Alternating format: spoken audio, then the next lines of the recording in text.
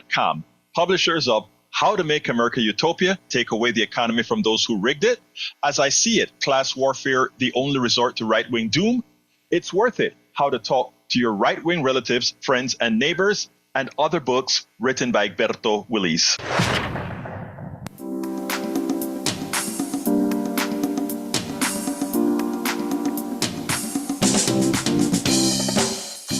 Welcome to Politics Done Right.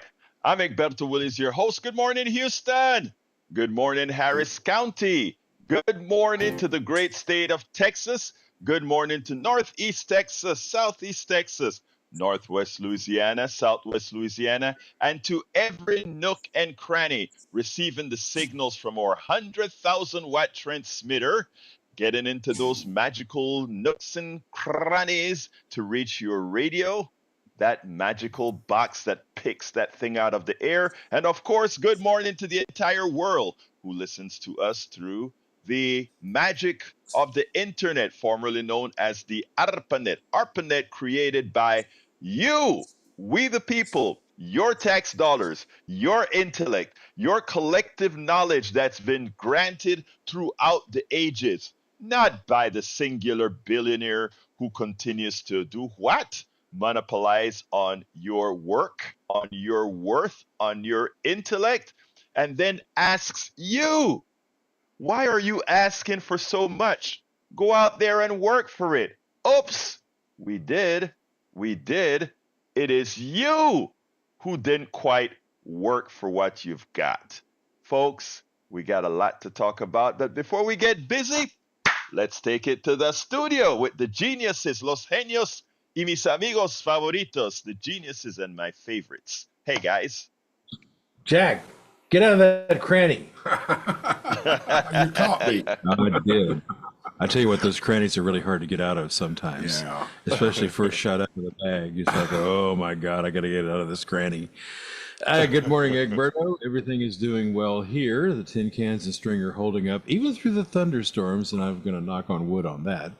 Had some thunderstorms move through, and we stayed on the air. Miracle of miracles. Speaking of the miracle magic boxes that pick up radio, I still use them. I still have plenty of them. I have probably at least 10 radios. I love them. I've always loved radio. Never could make a living at it. Still can't, but I do love them. Well, hey, from the time they created the tune-in application, that is where my radio came from. I've been streaming for such a long time, but what can I say, man? What can I say? You internet addict, you. All right. Nothing from me this morning. I have no wisdom, but Jack has lots of wisdom here. He's got about a quarter page. So Yeah, what you got, man? Hey, good morning, Egberto. Good morning, Jack. Yeah, well, I read your little piece this morning, basically about the union. So it's just, it's good that union support is growing. If you're an hourly worker, belonging to a union is a must.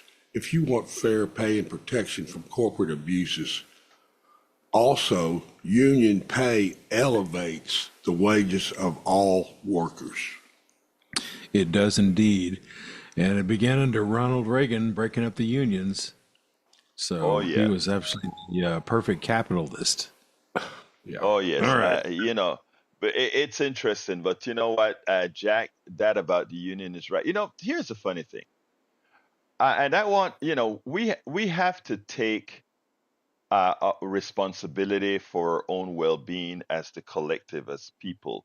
I'm not talking about corporations and businesses, but we have to look out for ourselves as people. I mean, even when the Constitution was written, check this out. When the Constitution was written, I always call it one of the greatest property documents, right? You look at the Constitution, it wasn't going to make it. It would not have made it without this thing called the Bill of Rights. Finally, the humanization of this document, right? Yeah, it had, it finally started to give people what's called inalienable rights. In other words, there are some rights that we have that are not up for debate, right? In other words, the majority cannot take the right away from you. We have your free speech cannot be taken away. Your citizenship cannot be taken away. Well, that's not a part of the Bill of Rights. That's the third, 14th. I mean, but your guns cannot be no, not weapons of war now. Guns cannot be taken away. Your ability to assemble cannot be taken away. I mean, there are certain things that are inalienable. We call them rights. We also want to cauterize in the Constitution at some time things like health care and child, support. There's a lot more that needs to be in the Bill of Rights, if you will, the environment, those kinds of things, right? Because that prevents when you're in a river and you have a company that just dump whatever it wants into that river, it takes away a right. And if the majority of people, because they think they need a job, allows that to happen, that is like saying you to, allowing your not well being to be taken care of. So unions and that sort of stuff is important. And I think it should be an extension of the Constitution. You have to ask yourself the question, why is it that corporations and the like, they hate unions? They hate worker unions. Why? Because you have somebody looking out for the people who they pay, But, they don't complain about when they form their own unions because companies have their own unions. They just don't call it unions. Every time you see the Metallurgical Association or the Carbon Developers Association or the group, I mean, all these different corporations have these different foundations and groups that they work within, and they all understand that collectively they're stronger than singularly, right? If they work together, they can go ahead and lobby together and they can get bills and laws passed because they have the strength of volume. Yet, they don't want you to do it. And worse about not wanting you to do it, they have institutions that convince you that working together with others to get more benefits for you is somehow inherently wrong or less beneficial. I mean, we have an industry here. It's a mental incapacitation industry that seems to its intent is to lobotomize your mind, to make sure that you are unable to think correctly, to make sure that you're not able to think at all. I mean, you think about the things, and even our economic system is based on that. I want you to ask yourself this question. Um, you go out there and you work with your hands, and you hear me say this all of the times. Go outside right now. Look at the bus stop. Look at the freeways. They're filled up. Americans work hard. Americans work more than 8 hours a day. Yeah, you got some loafers around there. And that's what corporations like to use to piss you off. Hey, the boss is up there on top, sitting down as you work for him, right? And he's there saying, look at all those loafers out there. That's really your problem. You're working for your money. They're not. What he means is you're working for the crumbs I'm willing to give you. They're not even ready. Actually, the loafers sometimes make the working guy look smart, because, I mean, the loafers are equivalent to the corporatists, right? What does a corporatist do? They find a way to maximize their money with the least amount of work, right? That is what Trump says is smart. I pay the least. I'm smart because I don't pay taxes. I'm smart because I know how to make a lot of money without doing a lot of work, right? That's what they say. You listen to you listen to the kind of stuff business people push you. My money works for me. Listen to all those concepts, and it sounds smart, right? My money works for me. I make my money work for me. right? That means you don't work, right? Your money works for you. And what does it mean when your money's working for you? It means that somebody else is doing the job. You are implicitly enslaving somebody because you're not doing it, they're doing the job. So we have all these concepts that are in that simply always tell the worker that you are less than. Because I mean, if I live in my penthouse and I let my money work for me, I'm putting my capital at risk. Well, hell, I'm putting my hands, my fingers, my toes, my brain at work. And you're putting your money at work. You're putting an abstraction at work for you while I do the work. And I am the smart one because I am doing the work. You're not. Guess what the welfare king and queen are doing? They're no different than the guy up top. Because the guy up top says, I am going to figure out a way that I can make you work for me. That lowly guy that's one that is able to work but choose not to work because he can live off of welfare or something, he's making the same choice as the capitalist.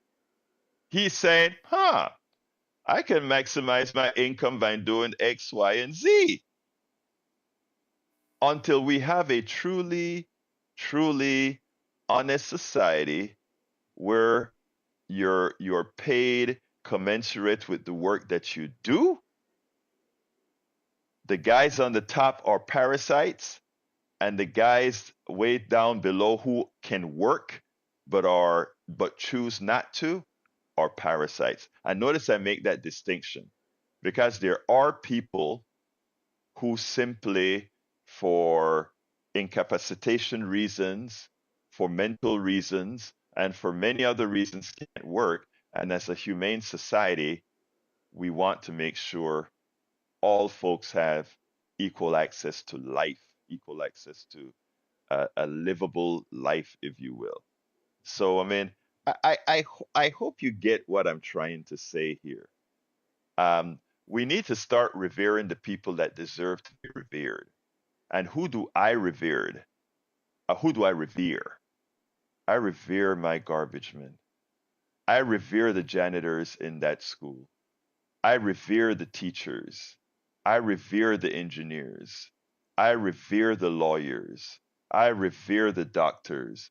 I revere those who really, really, really make America great. The ones who work, the ones who work collectively like ants to make this system work. And when we start having a vision of our worth, when we start having that vision and stop believing in what they try to inculcate into our minds, when we start to see things for what they really are, that's when we get an equitable society. That is when we can actually say, wow, we've really become. We've really, really become. Anyway, folks, I see that it seems like we may have a call already. So let's go to Melissa. Melissa is on the air. Good morning, my sister. How art thou doing? Good morning, Egberto. Good morning, How are Houston. How are you? I am doing fine. How are you doing? I'm well. How I wanted hold up, time out, pause. Let me put something in it. Who you calling a parasite? People way at the bottom. Who are you calling? Who are you? What you doing? Can't do that. Cause let me tell you something. Paxton got it to where you can't even much do that. You can't be a parasite at the bottom. You gotta have a job now. Okay? Everybody got scratched off the list, just like voting rights. You got scratched. So if you bottom, nah, Paxton got it to where you got to be on the workforce solution. You got to be able to have a job, and you can't get benefits if you don't have a job. So I want you to check yourself. Parasites ain't at the bottom. They working hard too. Wait a minute, Melissa. You didn't listen Good to me, morning. Good Melissa. morning. Melissa, you did not listen to me, my dear sister. No, no, I you qu- said parasites at the bottom. If you n- trying to do whatever sucking from the system. Ain't nobody sucking from the system at the bottom. They all got right, jobs. Melissa, Not enough. Melissa. Okay, here's what I said. I wanted to make sure and qualify it because that's why I said I don't think you really listened to me. Either you didn't listen to me or I wasn't sufficiently clear. And I'm It going to wasn't put it on me. clear. I'll put it on me, okay? I'm going to put it on me. Okay. I said I said the people on the bottom who, when I say on the bottom, I mean the person who's not working, who chooses not to work, who's not trying to work, who's not trying to do anything, right? And notice what I did. I said that person is no different than the capitalist on top. They're max they're maximizing, hear me out. They're maximizing how to do the least amount of work for the highest realization of pay. And I'm not talking about those people that are struggling, that are trying to work. I'm saying there are people, it's not a lot. It's not a lot either at the bottom or the top. There are people who make the calculated effort and say, well, if I do this, I'll make that. Hey, why not just live on the system in this sort of a way? This not, I'm not talking about folks that are trying to do stuff. I'm talking about people who make that concerted effort. The Well, I'm, capitalists made that well, I'm, so I'm calling so you to say that there is yes. nobody who on social welfare who are not doing something. You have to be able a capable working person, and you have to be able to contribute to the system. Okay, so the system had it to where you can't even be a bottom sucker, like no job, nothing. You got to be showing you doing something.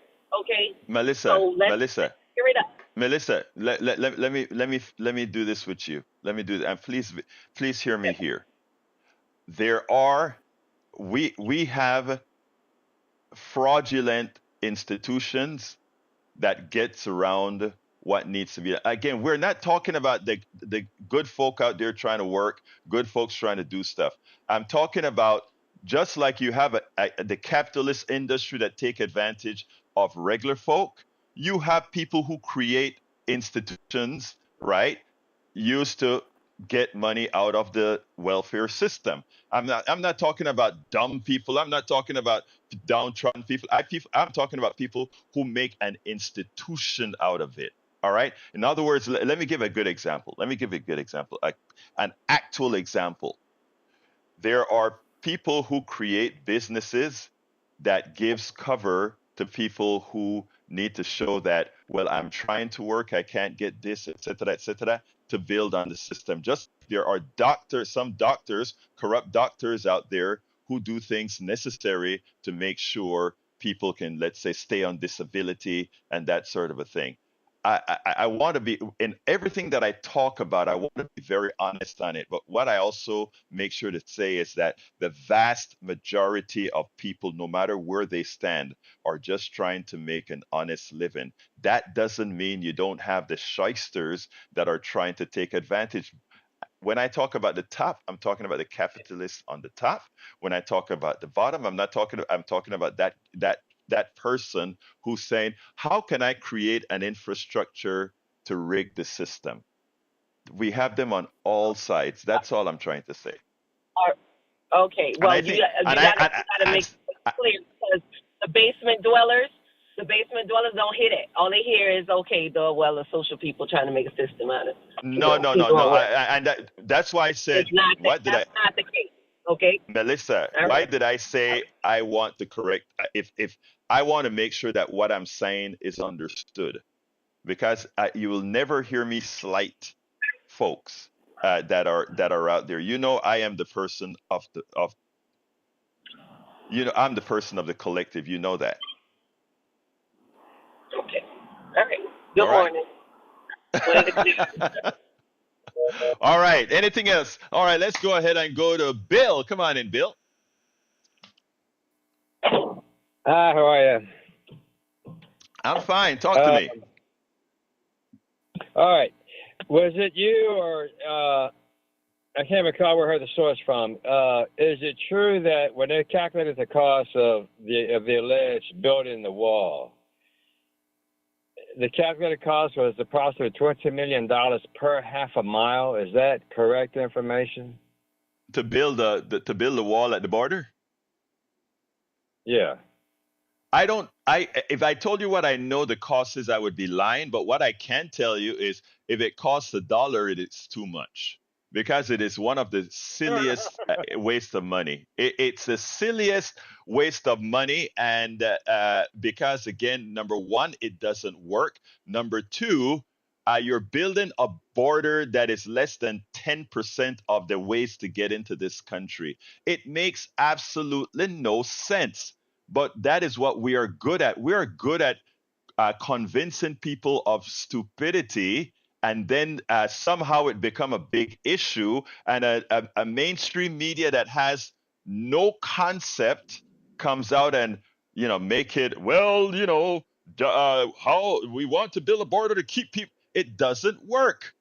And yesterday we had the best call from somebody who said, how good is it working in Israel? That's all we got to say. Continue, my brother. All right, one more quick follow-up. Regarding the raids that were on the volunteers of LULAC and San Antonio, Yes. Let me. what is explain to me what is canvassing an area for the voters for a political party? Is that something that's legal? That's always been done? Is that, I mean, how can we? Canvas. What Canvassing can is we do? something that's always done. We all go out there and map our region. We all go out there and talk to people to try to convince them to vote for our candidate. That's what's called campaigning. Okay? Campaigning isn't voter fraud, it isn't voter manipulation, it is none of that. It's just campaigning. Every time you go ahead and say, vote for my person because they are going to do X, Y, and Z, you're trying to convince that person that your candidate is better for them. That's normal to do. What's happening with Paxton? The reason Paxton and MAGA Republicans in Texas are freaking out is that a sleeping dog is starting to wake up, and they're starting to see that they've been had. I mean, they've started to see that we sold our highways, we sold our electrical grid. These grifters in Austin, the Republicans that run Austin, have sold off the state. They've sold off the oil, our oil, our ground. So our groundwater is getting polluted, as I brought the guy running for oil commissioner, railroad commissioner points out.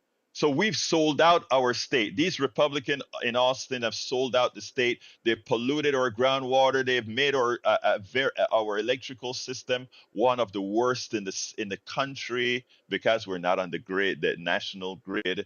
They've destroyed the water ambience that we've got. I mean, just a terrible stuff over the last 30 years, 30, 40 years. And they're scared now because people are waking up. So what they're doing is what we do in Romania or Soviet Union, where if we go raid the opposition. They even went and raided one of the candidates' telephone so that they'll have her entire telephone record. That is what we've become, Bill. Go ahead, Bill. Jeez, crazy. Okay, Yeah. well, looks like the government's more dangerous than Trump is, I guess. Okay. Well, actually in Texas, our government is more dangerous than Trump because they're a state government. And what a lot of people don't understand is state governments wield a lot of local power. And if there's not a federal law that supersedes state law, the state can do as it pleases. Remember, we are a collective of states. We get that in civics. We're a collective of states. And any law not on the federal, a state can do whatever it wants to do if it's not on the federal books.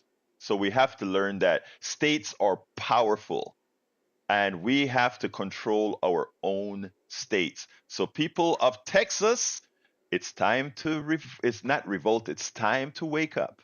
Because you know what, guys? Our state is becoming a pretty, it is leading the fascist drive. Anyway, Bill, anything else before I go to Jacob? Go right ahead, senor. Thank you so much. Have a good one. Thank you, brother. You have a great day. Let's go to brother Jacob. Come on in, brother Jacob. ¿Qué pasó, amigo? Muy bien, muy bien. Habla conmigo, por favor. Talk to me, my brother. Oh, all right. Hey, I was telling Jack, man, you opened up a whole can of worms, man. The sister called in, boy. And she should. Look, no, hey, let me tell you something, Jacob. Yesterday on my 3 o'clock show, right? I said something to a particular person that was taken the completely wrong way, and she didn't come out and or that person didn't come out and tell me. They told another person in the chat. What he said 3 days ago got to me, and I really wanted. And so, right in the middle of the show, I got a call that says, "Hey, that person is really upset, but they didn't know if they wanted to contact you." And I said, well, if I say something that upsets somebody, I don't want you to hold back. I want you to call out and hit me up right away. That's the way we learn together, right? And the idea, Jacob, is that is what we're supposed to do. And anybody who know Melissa know that if you say something that she didn't take right or whatever, she gonna call in and have your skin. Ain't nothing wrong with that. Shout out to Melissa. And listening to you, you got a vast variety of audience, man. You got a lot of people. Oh yeah. You know, 'cause I listened before I call. I have been listening to you. But at 3 o'clock, where you at on 3? Because At 3 in the afternoon. No, at 3 o'clock in the afternoon, I have an internet show as well. Politics Done Right. TV. All right. Well, let me get to like the Bob you saying.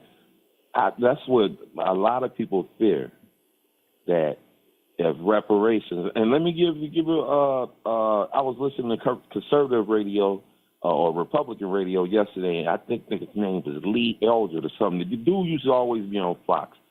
A brother. He said that Kamala proposed a study on reparations. I didn't know that. I go on ahead and give her that because I didn't know she wanted to do that. But he was trying to point that out. Try to really target her for doing that. You know what I'm saying? Right. Like, yo, y'all know that she really want upper reparations for these guys too. But she ain't saying it, which I know she can't say it on the campaign trail. She trying to win. So I'm gonna give her that. I'm gonna give it. All right. So what I was calling to say is, like, the ones on the bottom, what they do fear is that the reparations that if we give them all this money, they ain't gonna do nothing. And some feel that they just blow it anyway. Okay, that's cool. What about all that free labor for 400 years? So we can go. Why can't? Yeah, let us lamp. Let us just do nothing. Because all the things, that's a heavy price. When your language get took from you, when your customs get took from you, when you can another man's name, when you've been tortured, all these different things. I don't think that's the worst travesty known to man. The Holocaust cannot even compare. Let me tell you something, Jacob. I have a question for you. Do you just like the idea of sitting on your butt doing nothing? I'm not just sitting on my butt doing nothing. It's not that. I know. No, let me tell you what I'm asking. First of all, you're right. Okay. In other words, if right now a rich let's say the descendants of the rock. I shouldn't use the rock. I want to use the descendants of people who. Let's say the person who owned insurance company. America, England, who built the country. Yeah. No, but hold on a second. Let me hear me out here, Jacob. Hear me out. Jacob, hear me out. Let's go ahead and do it this way. Let's do it this way. Let's say there is a rich person who made money on selling insurance to the slave owner. Remember, slaves used to be considered property, and property is insurable, and they used to insure their slaves, right? So now there's somebody is a descendant of those insurance companies who insured slaves. They made a lot of money off of slaves, and a lot of those descendants, they sit down in their homes doing nothing. They sit down in their homes having tea and at the pool and watching their stocks grow without ever lifting a hand to do a day's work. Do you ever hear anybody complain about the wealth that these guys made on the free labor of slaves? Now they do nothing. And by the way, for all my listeners that are out there, think about it. None of this applies to you because go on the streets. Everybody's out there trying to work. But Jacob, my point is this. We have been conditioned to look at, let's say, black or brown or indigenous people who get paid back for something their ancestors did, as we can't do that because then they won't do nothing. But we don't look at the elites, the descendants of the elites who were the enslavers, right? We don't look at them with the same disdain. Look at how they're living off of free money and doing nothing for society, just throwing their monies around. It's the mindset, Jacob. It's the mindset. I know you got a lot of calls. Look, the last little point, small little point. And I don't look at the world as black and white because you got different different so-called whites. Just say an Irishman. A lot of Irish, it's probably some that actually, was in slavery. Once they got over here, then you got it was indentured servitude. Yes, sir. You're right. And I'm talking about, and they probably owned or whatever, Polish or whatever, but it was England. It was England who started that. Now, and then you got the French, but all of them, and down through South America, I can't think of the other besides Spanish, Portuguese, Portugal. In Brazil, yes. So I don't look at like all white people. I look at different nations because they all got different languages and did different things and conquered different parts of the world. So all right, so reparations is going to come because it's just do even if you didn't believe in God, period. And all this money that they fighting with these wars and what they doing to Israel, what they doing for Israel, because it's a shame, but it's the truth. My ancestors got drove in 70 AD out of that particular area. They moved from Jewish people moved over there, and they fought the war in 47 and gave them that. So, all right, man. Thank you for your show, man. Thank you, Jacob. I thank you very much for that. And now let me just say one thing. I want to add a corollary, and that is, and I'm glad that Jacob said that it's not about white and black; it's about power.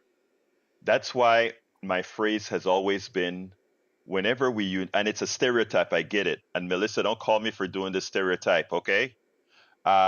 Whenever we unite the barrios, the ghettos, and Appalachia, we would have won. And that's what I am for. Uniting all these folks to realize that where the problem lies is not with us. It's not a racial problem. It's not any of these types of problems. The problem is a system that is designed that needs to have these problems for the power elite to be to maintain. All right, let's jump to Brother Johnny. Come on in, Johnny. Good morning. So I imagine that hedge fund bunny Hillary Clinton and her husband have way more in common than Mitt Romney and his wife have more in common with Mitt Romney and his wife because they both are hedge fund people. Mitt Romney literally stole people's retirement money while also closing down factories here in the United States and moving them overseas to where there's cheaper labor. Likewise, Bill and Hillary and the guys are going down to Haiti with their, what was that nonprofit of theirs? And I remember. Yeah. I forget the name, but I know what you're talking about. Yeah, pretending to empower Haitians to be their own employers when, in fact, they wound up making sneakers and T-shirts for sub-minimum wages. Those people have more in common with each other than either of them have with their respective supposed voting base. Likewise, when Donald Trump is at one of his rallies and he goes, vote for me. I don't. When supposedly he's joking when he says this, but he's really telling you what he feels. He's saying, "Vote for me. I don't care about you. Just vote for me." And then he goes, "By the way, get back to work." And he means that literally. For example, that Arkansas governor signed into law for that state child labor, loosening restrictions against child labor. That's what that party, that people, that tribe are all about. They believe in working smart, not hard, but they don't mean it the way you think. They mean make your kids work for them. Exactly. Exactly. We're seeing the picture. We're seeing the picture. We're seeing the picture. You know, when you said, I'm going to take it a step further, you said, the Bill Clinton of today, the Hillary Clinton of today have more in common with the Donald Trumps as far as the power base is concerned. That's a true statement. And both of them support the economic system now as is, although the Clinton wing wants a more benevolent system that makes sure that the slaves within the system, us, get a little bit more services than let's say the MAGA supporters, the MAGA leaders. Not the MAGA folks are in the same boat with us, but the leaders would want. And I would also add Oprah to that domain. Oprah made a big thing about being on stage and voting for Kamala and all of them. What they really mean is we're going to have Kamala under control because, you know, we are, in fact, these capitalists that believe in this particular order. If you doubt it, you should have seen an interview that Gayle King had on CBS when I don't remember the name of the other host who is a real progressive dude, Katie's husband, Katie from MSNBC's husband. Katie, what's her name? Katie. I don't remember her name. Katie. Say it again. Katie Couric? Yeah. Couric. She, her husband, who works for CBS, and he was like, you know, the billionaires shouldn't exist or whatever. And right then, Gayle King started to shoot down with what Oprah believed it said to them. And I'm like, I told my wife, that's what I'm talking about. Money is green, and when you get that capitalist bug, that thing that where capital reigns, you don't give it up, and you start behaving that way. That's a different story. I don't. Right. I give So proofs of that right there. there you go. Hello? But anyway, Johnny, I got some calls that I got to get through, and I want to make sure and get to everybody, brother. Anything else? Real quickly, Nancy Pelosi, when she's wearing her $600 sweater, sitting next to her $10,000 freezer, munching on $300 chocolates, that lifestyle is addictive. Exactly. I mean, and don't forget, Nancy Pelosi is the one who also said. And when Go ahead. Kamala Harris was up on stage on national TV last week or the week before at the DNC, and she spoke those talking points that were given to her by AIPAC, I knew right then and there we're in trouble. And you could tell her body language. She looked scared and uncomfortable when she spoke like that. That's trouble. We're in trouble. I am so glad you saw that. You even saw it in her interview last night. First of all, she's very good. She's very good. And let me tell you better. She is really a middle class woman, and she really does care about people. There's no doubt you look at the body language and you look at where she was comfortable and where she wasn't so comfortable, and that tells you exactly the differences in where she is. You could see her being comfortable when they're talking about progressive values and helping people, but when it came to things like where she stood on fracking, where she stood on you could see if you had a lie detector test on her, right, that thing would be going bing, bing, bing, bing, bing. She's saying what she has to say, what she was forced to say. And it was clear. And the same thing is the truth with Obama.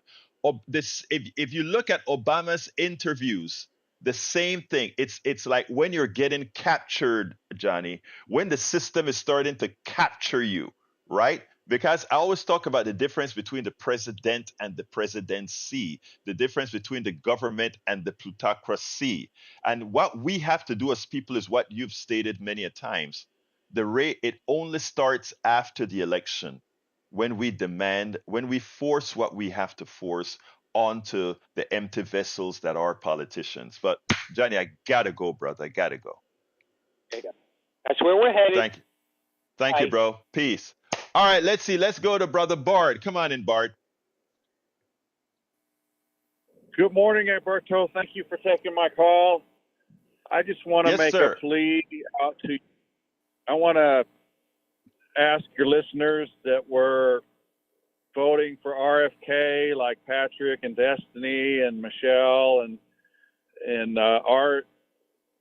I haven't heard you talk about it much, but RFK endorsed President Trump. So I'd ask for them also to change their votes over to Trump from RFK, because this guy was a Democrat. He's now endorsing Republican, and that tells you all you need to know. His father was assassinated. His uncle was assassinated. And when he saw Trump with that assassination attempt, he knew that it was time to drop out and endorse Trump. And the other thing is, it's kind of weird how they won't take his name off the ballots where he's requesting it in Pennsylvania and other states. They sure got Biden off there quick, but now they're saying they can't get RFK's name off the ballot. I don't understand this. I don't either. I don't either, and I'm with you that if the guy isn't running, I think it's disingenuous to have his name on the ballot. I don't want Kamala to win because of some sort of you know, a disingenuous thing. I want politicians to earn the vote. Now, you're supporting Trump. I'll be honest with you. I don't understand how a person that I think is a pretty smart person goes there, but you know, we have to Well, I mean, respect each other's you said vote. it. Kamala's scared. What would she do if she gets in a room with Putin? She probably wouldn't even come out. She'd be hiding in the closet, you know. You know, We need a can guy let me who's let me gonna say go something up about Trump. that. Let me say something about that, Bard. That is the, you know, that what I never understand is how effective the right wing messaging is, because they put out that ad about she's scared around these politicians, and everybody on the right jump on that bandwagon. If you really think anybody who is in that office has any reason to be scared, then you don't know how America runs. Nobody who is named president of the United States have a damn thing to be scared about. Nothing that they have to be scared about, because they have the whole institution behind them. They are not scared of Putin. They're not scared of anything. It's all about what policy they are going to think, whether it is Trump or otherwise. Now, Trump is fairly dumb, so he wouldn't know what's going on. He's not the same intellectual caliber as Kamala is, because again, he is intellectually deficient, and you're smart enough to know that. Okay, but that said, Well, no maybe. president. Go ahead. Well, you just said yourself, Kamala was scared last night. Is she scared because she's lying about the fracking in the border, or No, let me explain that very well. It's not scared of the president. It's not scared of the presidency. It's scared of what did I say? There's the president and there's the presidency. Politicians, presidents are not scared of any of these foreign entities. They have the entire backing of the institution. The institution being United States Incorporated. And you have to learn, and the United States Incorporated is the plutocracy, the government, and the people. And the question is who takes precedence? And right now, the plutocracy has taken precedence because we have not asserted our worth as the people. One of the reasons I am here doing what I hope I am doing is to let folks know that they are already empowered to supersede the plutocracy, which is not the majority in this country. We are, but we have to assert our worth. That's all. Anyway, Bart, anything else? Well, all right. Facebook was censoring the Make Affordable Groceries Again party, and they said Biden ordered that. Biden did not order that. So who ordered that? Who ordered the censoring? That's the answer. Okay, I'm glad that you said that because there's some truth to what you said. But these are agencies that are sanctioned by, with rules, our Congress, the legislative branch, that of course signed by the president. And when it comes to censoring, that is how the right wing is spinning it. That's not how I would say that it really occurred. But I got to go take some more calls. Bard, thank you for calling. Thank you for listening. And please remember to share that we exist as KPFT. All right. All right. Thank you. Thank you, brother. Let's go to Brother Patrick. Hey, good morning. Good morning, sir. You put me on hold for a while, which is fine, but whenever you do, then everybody I hear before me, I've got about a 10-minute conversation I'd like to have with them. You make me laugh, Patrick. Wait, Patrick. Let me tell you this, okay? I am not going to feel sorry for you because from Jack starts the problem because Jack always change what I write a whole program, okay? And Jack always change it. Then you guys call and change it. So please don't expect me to feel sorry for you, my brother. Yes, sir. I check out the newsletters, so I try and pick up what I missed or what you don't get to. But as far as RFK goes, Bart put my name with that. Please don't. I feel bad for the guy because he has actually lost his mind. I mean, that's not. I'm not hyperbole. He has friends that will explain that he has gone to the wrong state to meet them. That he doesn't know where he is part of the time. He is a handicapped individual, and I feel very bad for him. 20 years ago, I appreciated his stance on the environment. Oh, yeah. But I wouldn't have been voting for him. I wouldn't have been voting for him now, and he was just a way to get Trump more votes. But that's not why I called. I've noticed, and I talked a little bit yesterday, that things with you and Brian are escalating a little bit. The way he's handling it, I want to point out that you can see that he's timing calls. He'll boil everything down to one statement that he thinks is incorrect, and he'll try and spin a topic that way, or try and discredit. What I'm seeing there is Brian is actually very interested in things being fair for himself.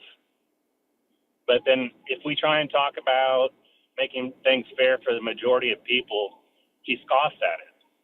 And so I don't understand why everything needs to be fair for Brian, but not fair for everybody else. And I think that he should think about that. I genuinely do. If you're so worried about everything being fair for yourself, what about your neighbor? What is ironic, Patrick, is that I don't even think it's fair for him, but my problem is the same thing that with people not somehow some people can think unions are not good, right? It's the misinformation that warps your thinking process. But anyway, patch it up for me, Patrick, so I can get to Donald, Jeff, and Brian. It's late. I'll let you go. Have a good weekend. Thank you, brother. You have a great one too. All right, let's go to Brother Donald. Come on in, Donald. How are you doing, sir? Good morning, Alberto. I love your show. I wanted your address the other day not to protest because I'm going to be eating breakfast, sitting right there with your wife and watching you get towed.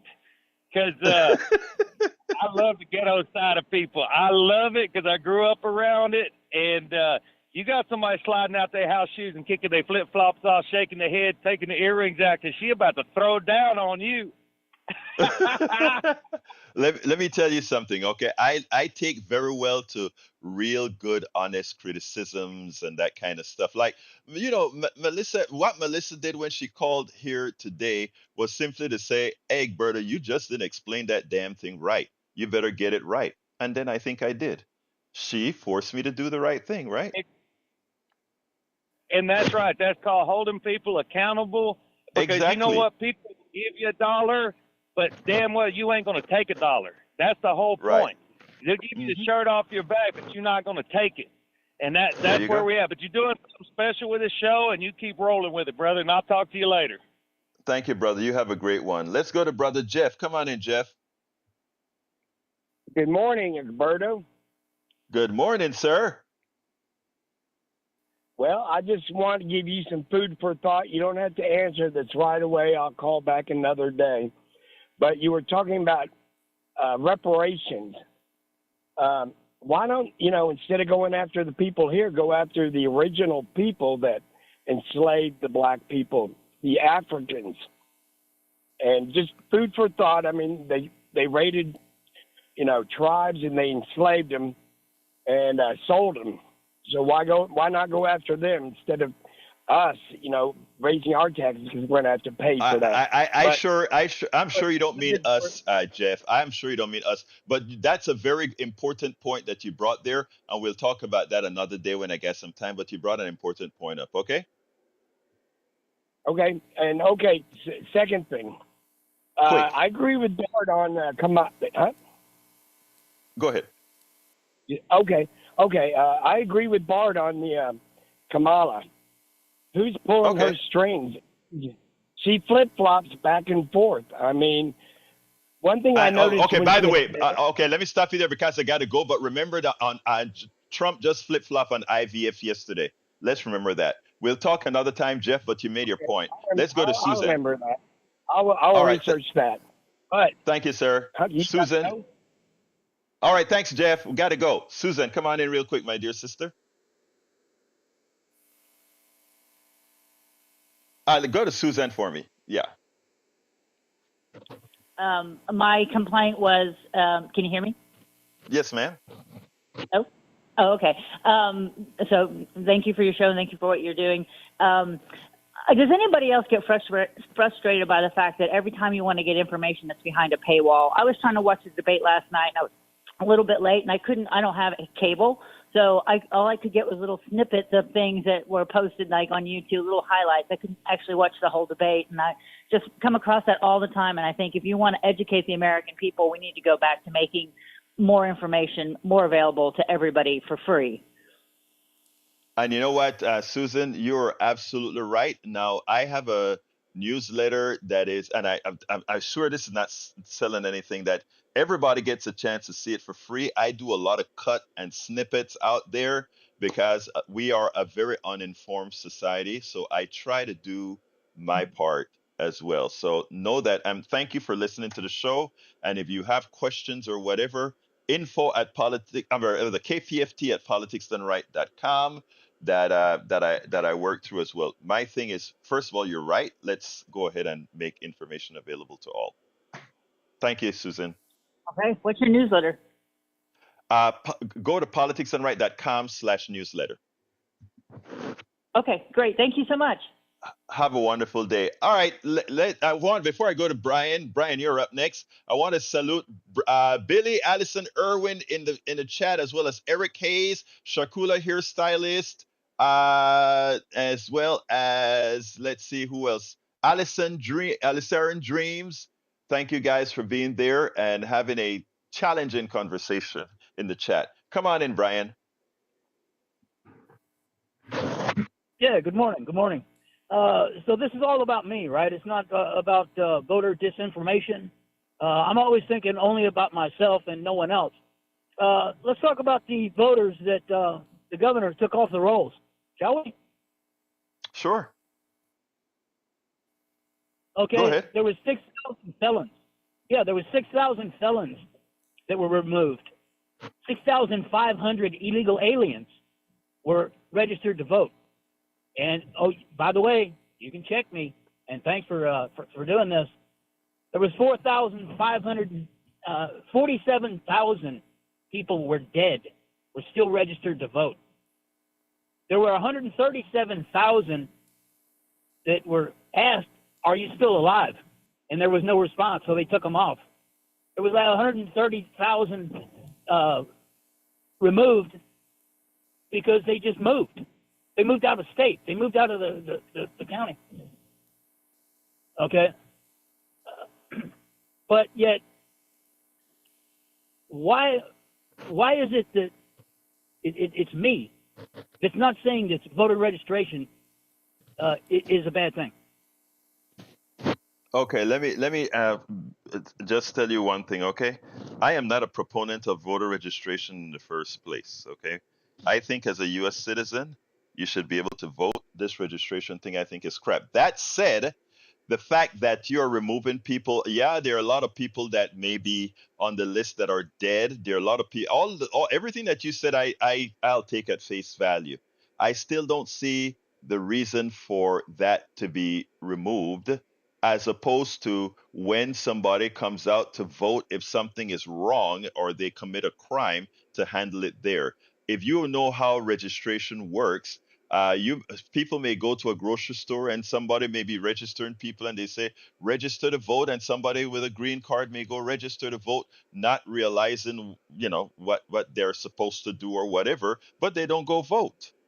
Okay.